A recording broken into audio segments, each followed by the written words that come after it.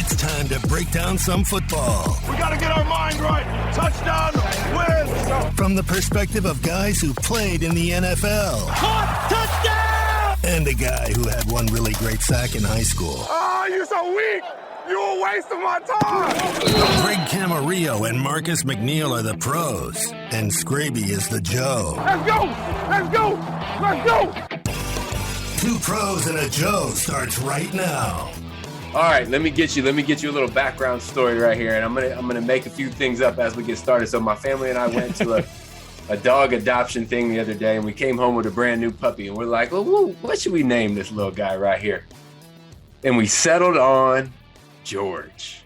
George. Our new puppy is George, and our guest for tonight is also George. And for right now, I'm gonna pretend like we named him after you. Wow. But hey, man, just on that note, George the dog is in the kennel. George the guest is here. George Wrighster, a friend, a former NFL player, and probably the only Oregon Duck that I will happily talk to. George Wrighster spent 6 years in the NFL with the Jacksonville Jaguars. Excited to have him on because we know he's got strong opinions and he's got hot takes. I'm already ready for one of them. I'm already ready. When I was going through your Twitter, George, I found right off the bat. So we're going to get to that in just a second. I'm Scraby. That's Greg Camarillo, Marcus McNeil, twopros.joe.com, and George Wrighster. He's on Twitter at George Wrighster. George, like you spell it, Wrighster. Yes, right there. sir. So George with the Jacksonville Jaguars, as Greg said. Now we finally wrapped up week 15 in the NFL on like a Tuesday night, which is kind of weird. Rams beat the Seahawks. Eagles beat the WFT football team. Real quick on that Rams Seahawks game, there was a play at the end of the game. DJ Dallas was clearly interfered with. Horrendous There's call. no call. I'm not quite sure what's happening with the calls in the NFL. It's either very egregious or it's just like someone breathes on someone else and they throw a flag. So DJ Dallas has every right to be as mad as he was. Terrible call. And I love the fact that he kicked the ball just to let him know. Well, that's I can't get behind that because that's I support it. down. What do you think, George? We lost the game. Go ahead. Dude, it was so bad. It was so bad. I mean, like it would have been the only time that something like that is acceptable is like when the game is already over and you didn't actually hurt the team. Like imagine if Alvin Kamara had gotten up and kicked the ball after he got pass interfered with. I mean, everybody would have been like, well, if you had made the call, there wouldn't have been a 15-yard penalty that he would have taken. I mean, because they put this onus on the players to quote unquote control their emotions and all of this. And it makes no sense. And like there's a certain level of it that's real and that you have to. But then the other part of it is this is a very physical game. You are imposing your will on somebody else. And the idea that you're not supposed to have any reaction or anything, it's asinine. It goes against what you're literally doing. You're trying to knock somebody down. It is kind of weird from them, hit them. I mean, it is so much masculinity and or toxic masculinity and it's not toxic out there. It's just no. It's a little toxic. I'm saying if you did it in real life, it'd be toxic. but on the football field, it's just how you have to be. Like I tell my 15-year-old son, because he used to be a baseball player. And when he first started playing football, I told him, I was like, son, this is a different world. And he didn't understand it. I told him, I was like, son, in football, in baseball, everybody kind of takes their turns. There's this camaraderie. I'm like, dude, in football, you take what you want.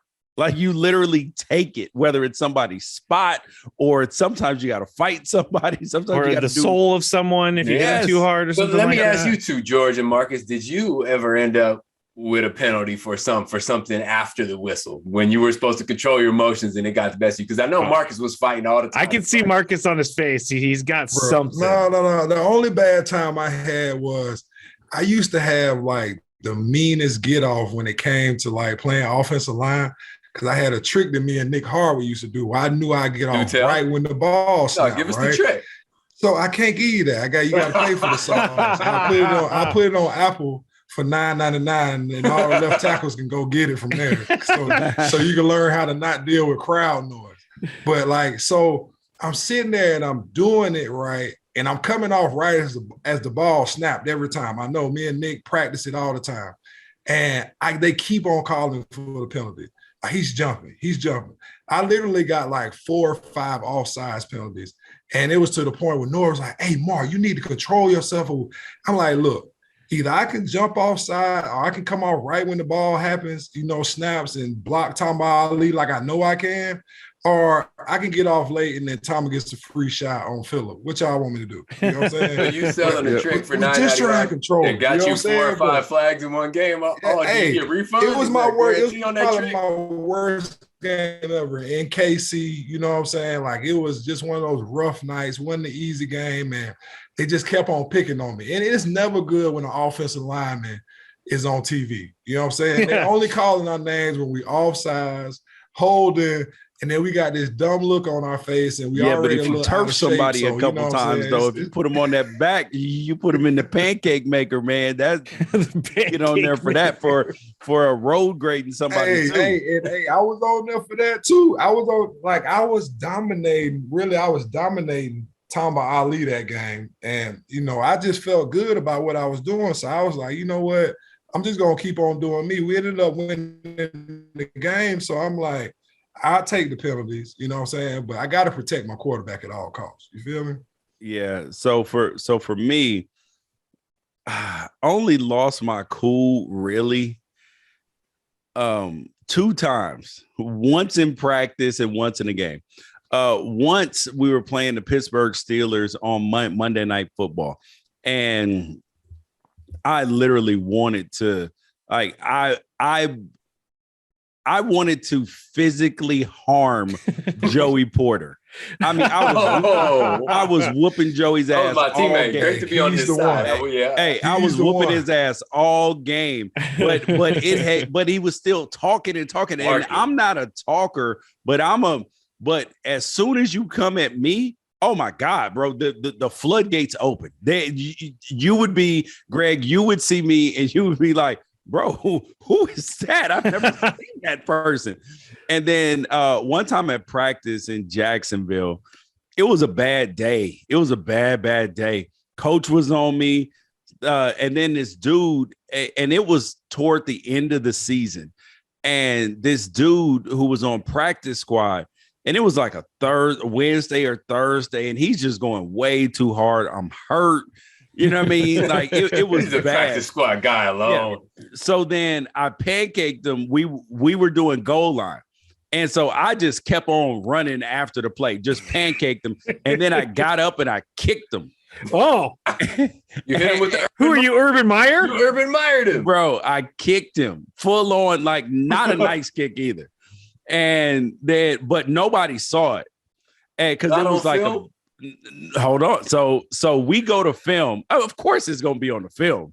And so we go into the meeting room, and before we start the meeting, I'm like, hey, yo, I need to say something. I need to apologize because I lost my cool. You know what I mean? I felt so bad. Like, it was like if you do something wrong and you immediately have to go repent, like Jesus, forgive me.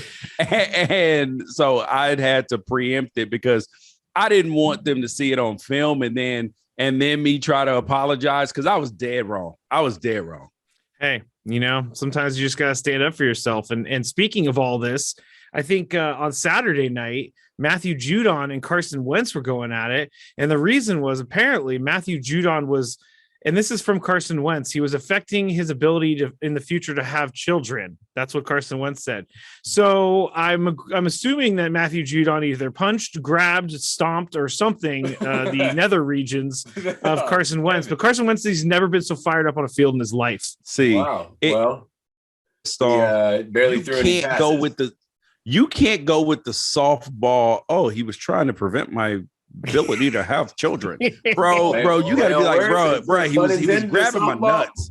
He was grabbing my nuts, dude. If LeBron and everybody else can cuss in press conferences, you can say the nuts word. He's a man of faith, so he's not going to say that doesn't violate your faith. Go for the nuts. That's true. That's true. Call the nuts as you call the nuts. Correct. George, I would not be. Hey, George, I'm dying to know about this Twitter take. So, Scrapes, tell us what George put out there. All right. So, I saw something on your Twitter, and it really, I was like, wow, because I'm kind of known as having some opinions that are out there. They're not in the universe, and sometimes they come true, sometimes they don't. But I could say that when I read this, I could kind of see it. Thank you. But he says, thank you. No. So George says on Twitter, what he's talking about. At George Wrighster on Twitter, he said, "Hear me out." And then he went into a spiel about how if the Ravens, they should move on from Lamar Jackson and his huge upcoming extension of $45 million per year and sign Tyler Huntley, the backup quarterback who just almost beat the Packers, to like a 3-year, $60 million deal. So they're saving about $25 million a year on quarterbacks. And I'm not hating it. So George, what was behind that? Give me the 30-second explanation. Okay. Because I'm going to disagree with you no matter what you say. Okay. So Lamar Jackson is a fantastic quarterback. Yes. He's an MVP quality quarterback. 2-3 years ago now, but that's okay. So I don't want to discount how good that he can be and what his ceiling is. Okay. So this had nothing to do with his talent or ability. So when you have quarterbacks that, even though the salary cap is going to go up over $200 million next year, Lamar Jackson is going to be in that, like, because Patrick Mahomes' deal is so old now. I mean, it's 2 years old. Now he's going to be in a position where he's going to come in making 45, going up to over $50 million throughout the course of the contract. Now, the Ravens team, their defense is not good this year. Yes, they've had some injuries at corner. They're thin on offense as well. And if you look at Lamar Jackson throughout his career, he's only passed for over 3,000 yards one time.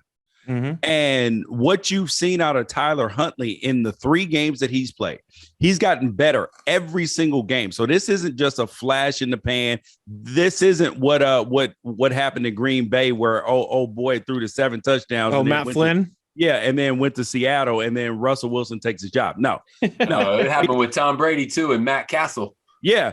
So we have a larger sample size, and neither of them worked. None of those worked. Hey, but this dude can do it with his legs. He can do it with his feet. And also he's going to be a restricted free agent after this season. So now you can actually trade Lamar away for 3-4 first round picks, plus players maybe as well. Right. And then you can give him $15-20 million a year. And now you can build up the rest of your team, because Lamar Jackson this year, 2,800 yards, 16 touchdowns, 13 picks. This is not stellar play. So I would argue he's not throwing to stellar individuals other than Mark Andrews. That's his name, right? Hollywood Brown drops touchdowns. He drops touchdowns. Let's be real about Lamar. I love Lamar as a quarterback, because quarterbacking is not exclusively throwing the ball. It is all the intangibles that you bring around. Right. But right. Lamar, one of the problems with Lamar is that he's not an elite passer. He's not. That's true. I mean, he's improved. No. He's definitely improved. This year, he's going to throw for more. I mean, assuming he plays again this season, he's going to throw for more yards than he's ever thrown for in his career. But he's also at 16 touchdowns, 13 picks. So this has not been exactly an impressive performance this year. And if you look at what Tyler Huntley can give you, because you always want to be on the early end of a guy's contract. So you don't want to be on those baseball terms where you're paying a dude reparations for what he did 3 years ago, when you got to give him a 10-year, $300 million deal that goes till he's 45. as opposed to in the NFL, you can say, oh, wow, we got something there. And if Lamar Jackson is out this week and he comes out and even plays even better than he did last week, which was really good, bro, the writing's on the wall. It's just a matter of the Ravens have enough guts to do it. There Marcus, would be a riot in Baltimore if they got rid of Lamar Jackson. I don't know. They like Tyler Huntley too. Yep. Oh, Marcus is having technical difficulties. I see the chat now. I was just gonna say you're so quiet, but he's gonna fix it anyway. George, I got another. So I saw another Twitter take right here, and this is Bruce Arians coming out. They can get Antonio Brown back after his 3 weeks off from his fake vaccination card. Bruce Arians, who originally said Antonio Brown is on a short leash. If he fucks up one more time, it's a wrap. Now he said that last year. Saying we need Antonio Brown. Yeah, you're cool with that. Yes. And hold on. Honestly, I just wanted to see where you're at. See, here's the other thing. If Godwin had not gotten hurt, he wouldn't have brought him back. Wow. He said the decision was made before that injury, but I also have questions about that time. Why wouldn't you? No. Keep him around. See, you've already dealt with enough crap. Like, why wouldn't you just have him there? Well, for the rest of this season, yes. But going forward, the problem with Antonio Brown with this situation which was different than the other situations, is that he now put himself in a position where put the team in a position where the team was now vulnerable for his actions. Like the league could have fined the team for not checking up on the vaccine cards or all of this stuff, because a lot of this stuff is about trust. You know what I mean? And there are certain guys that if you can't trust the guy to show up to the stadium every day, then that's another issue. But Antonio Brown is going to show up to work. He's going to work hard. All of those things, like he's going to do, especially when he's not on a long-term deal. Like I would do him the same way I'm handling Kyrie Irving. Dude, I'll pay you $20 million a year, 1 year at a time, buddy. Yeah. And in Kyrie's case, I'll give you $40 million 1 year at a time. Gotta earn it. Yeah, because these dudes have shown a propensity to like just fly off the radar. I mean, like you can't fully trust them. And with Antonio Brown, this team is trying to win a Super Bowl. And I applauded Bruce Arians actually for being honest, because a lot of times coaches, they try to find some BS excuse. Oh, he talked to this guy and then this was a good situation. It was the right thing to do. Nah, Bruce Arians was just like, F y'all. I want him on the team because he's going to twin. He said, quote, I could give a shit about what critics say. Exactly. Marcus, you're back. You're back from the technical difficulties. Okay, so we got two things you need to react to. Lamar Jackson, did you hear all that? I heard Lamar. All right, so you heard that. What are your thoughts on moving on from Lamar and bringing in Tyler Huntley as your full-time starter in Baltimore? Definitely not doing that. Let's be for real. We talking about a Heisman Trophy winner. We just retired your jersey in Louisville.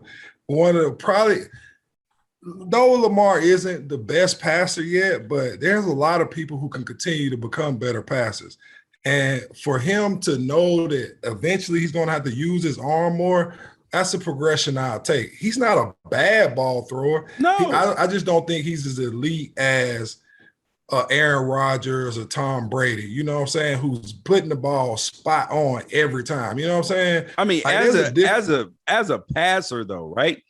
I mean, he's not just below those guys. He's below the Justin Herberts, the Burrows, the Russell Wilson. No. You can't say that though. You can't. Hey man, Jimmy G can't say that because like, look at who they're throwing to. You talking about? They can't. He's throwing to Mike Williams. Justin Herbert's throwing to Keenan George Wrighster. Allen. Is Lamar Jackson a top 5 quarterback? Is he a top 5 quarterback? Is Lamar Jackson a top 5 quarterback? Yes. This year, no. Okay. I can agree with that. This year, no. Has he? Yeah. This year, there is not a chance in hell that you could say that he's been a top 5 quarterback this year. Hold on. You got Patrick.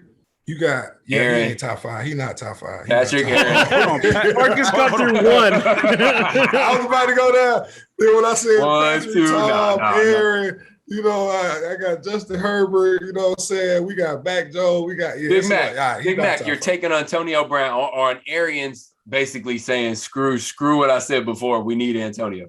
Hey, run that every time. I like Bruce Arians for that. That was a real stand-up call. I mean, like, we're here to win football games.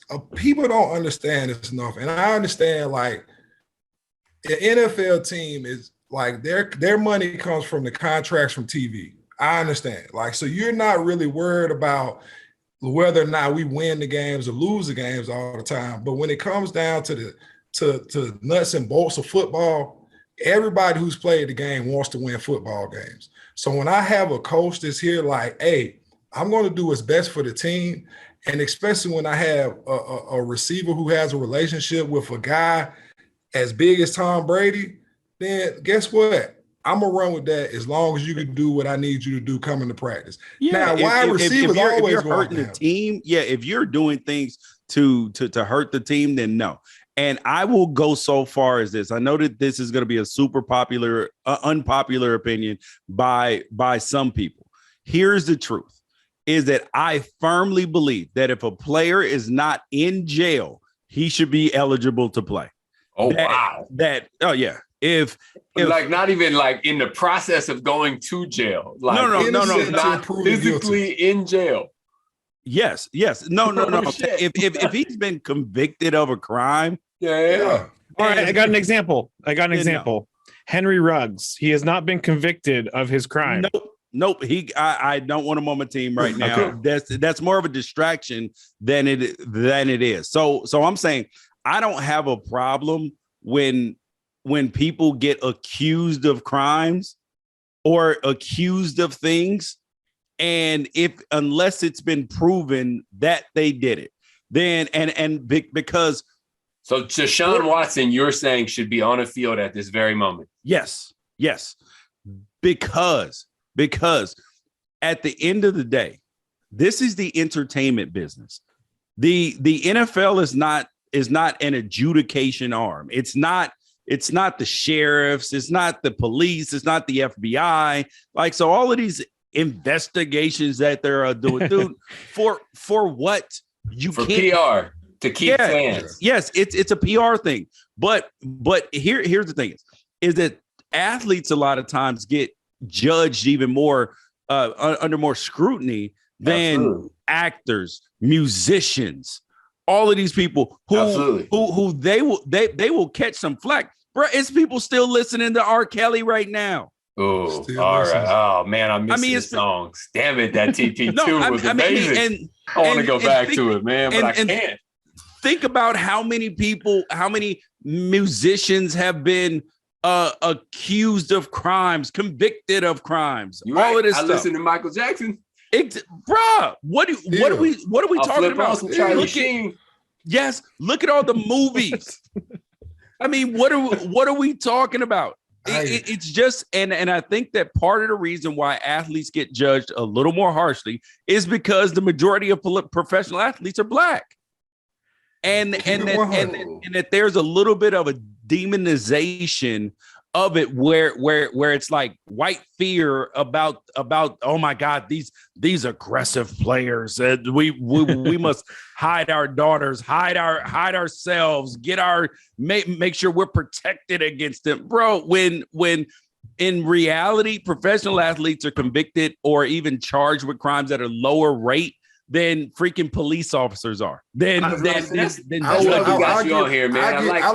what you're saying, George. I like that, George. Only tweak I'll put on it is like, unless video evidence came out first, right? Yeah. If I see Ray Rice in that incident right there, I can step in and interject. You know what I'm saying? He gone. Yeah, you gone. If I see the Henry Ruggs incident, you know what I'm saying, and I see the aftermath, I understand what's going on, I can step in and make a decision right now. But when you're just getting accused for stuff, Yeah. I would rather you still be innocent until proven guilty. You know what I'm saying? Because we have learned that, okay. And here's another thing that I say over the open airwaves, and that about people who are like sexual assault and all of this stuff. I believe that the vast majority, that the overwhelming majority of people who say that they were assaulted, raped, sexually assaulted, all of those things, I believe the overwhelming majority of them are true. But I also know and understand that sometimes people weaponize these claims. And so I believe that so the whole aspect of where people say, believe all women, believe all people who say it. Nope, do not believe them. Believe them enough to investigate it. That's what I believe. That everybody that if somebody makes an accusation, that yes, you should believe them enough to investigate it. Not believe them enough to demonize this, especially if there's no video evidence or something like that they're not automatically guilty. I'm saying, all right, let's investigate this and let's see what is most likely what probably happened, and then we can go from there. Yeah. But just the idea of taking a guy off the field when he could be innocent, messing up his money, all of this stuff, I'm just not with it. If we're talking specifically to Deshaun Watson, I agree. I think he should be on the field because he hasn't been charged with a crime. He hasn't been, there's no real proof that the public can see of anything going on. So I think that he should be definitely on the field. But then you got guys like maybe Kareem Hunt. He is getting paid. He is getting paid. You're right. But I understand. But still, he's taking a year away from his career. Yeah, and I get it.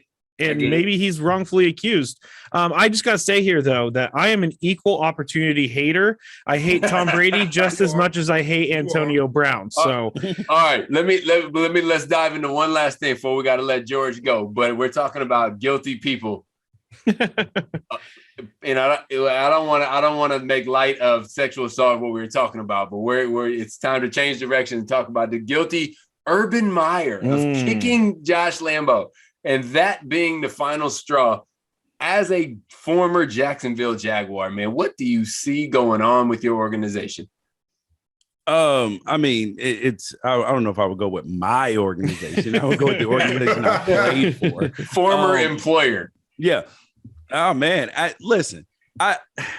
don't know about you guys. I saw this coming from the beginning. Very beginning. Me too. We've been talking shit about him from the get-go. Yeah. I texted like literally 30 minutes before it happened. How long does Urban have? And then it came down. Bro, this was the most obvious thing ever. And I made a list of his greatest hits of missteps. And the first thing he did, first of all, as soon as they hired him, I was like, oh, there's no way that this works. Doesn't work. Because the first thing is college coaches are like God on campus. Control. They are ultimate control. Yep. They hold the power of kids in their hand. People revere them if they're winners. Yep. All of these things. So I already knew it wasn't going to work. And then this dude went and hired Chris Doyle, the former Iowa strength and conditioning coach.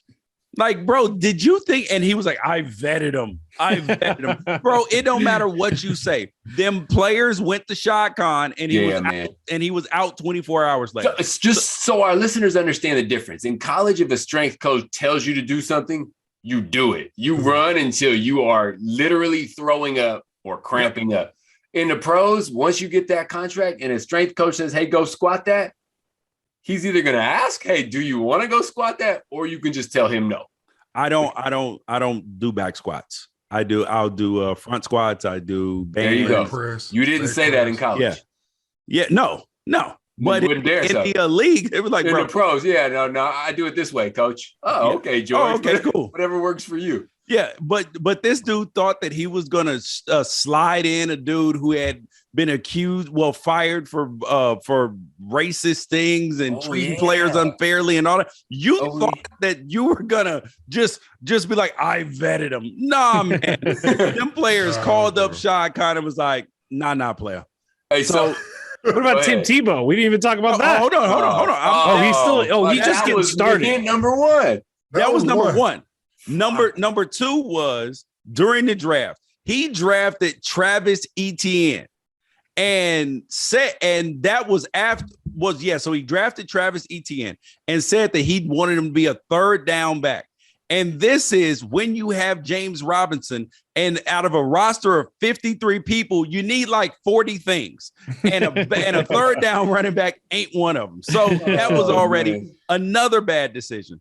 And then he signed Tim Tebow, which was just undermined all of his credibility in the locker room. Everybody's like, bro, what are you doing? Yeah. This dude's 33, going to be 34. Bring him in as a coach. A fucking tight end. Get out of here. Bro, he's going to be 34 during the season, changing positions. Oh, bro, you're past your athletic prime.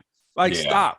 So then he got fined $100,000, and the team got fined $200,000 for violating off-season contact rules, which is already a no-no. And then he kicked Josh Lambo, and then and this is in chronological. You can't even pass up the lap dance. We can't. The lap dance. It's chronological. No, hold on. It's chronological. Oh, that's right. Order. That's right. Chronological order. That's right. Okay. The Lambo thing was released lately, but happened before. That happened in August. And then he publicly admitted that roster spots were partially determined by COVID status. Everybody knew that was. But you can't say it. But you can't say it. That he's almost 60 years old, bro. And then during the season, he didn't fly back with the team. Oh yeah, bro. I've only had that happen one time, and that was when a coach, like somebody in his family, was deathly ill, and he told us prior to the game, was like, "Yo, I'll be back tomorrow. I'm gonna stay after the game. My mom, grandma, or something is getting ready to be a wrap. So I'm going, and then I'll be back." That's the only time I've ever. And then this dude went to a bar and pretended like he was the invisible man, like nobody could see him groping on a 20-year-old. And then he goes on berating coaches, players, telling them they're losers, all of that. And then one of his biggest crimes is Trevor Lawrence looks like trash and can't miss prospect. So that was in 6 months. That was all in 6 months. Yes. Is he the worst NFL coach ever? No, Bobby Petrino quit on his team in the middle of the year. Yes. Oh yeah, Bobby. Fair. Yeah. Urban's top two. So Joey Harrington is on my podcast. So you guys go and listen to it. There's an episode with Joey Harrington. And what's it called? Where can we find it? Anywhere podcasts are found. It was on the on Wrighster or Wrong podcast. Okay. It was with Joey Harrington. This dude told the story of Bobby Petrino, how the whole thing happened. He tells it's a 20-minute story. I love that. Fantastic. I love that. I'm definitely gonna be listening to that one. Me too. All right, so one question about this. Will the Jaguars get out of paying Urban Meyer because he physically kicked the kicker? See, that's what they're. I think so. I think that's if they were going to fire him. No. That I do believe that they have grounds to fire him for cause, but maybe they should have done it when he didn't fly back with the team, because that was conduct detrimental. Oh, that was bad for sure. So yeah, if I'm Shad Khan, he probably was biding his time and trying to make sure he had enough to fire him for cause, because imagine if you knew you still had to pay a dude $50 million for doing this bad of a job. That's crazy. That is, man, we could go on for hours. I need that job. I get fired on purpose. Yeah, me too. Me too. Then go me get up. a new job. Yeah. Double dipping, baby. Man, this is only we just touched the surface. We're gonna have to have you back on, George. This was all really great. George Wrighster, Jacksonville Jaguars. Go check out his podcast. Go to his Twitter. That's how you can find everything at George WRIGHSTER on Twitter, and you can find his podcast. You can find his Lamar Jackson take, and you could actually go through there and find some pretty interesting takes that you have. So thank you so much for coming on. Takes on Twitter. Absolutely. I would not say interesting. I would say great. Oh, okay. that right there is an interesting. People tell me my takes are interesting, which means that they're not good. So yes, yours are great. But thank you, George. George, we appreciate you, man. PresidentJoe.com, everyone. We'll have this episode up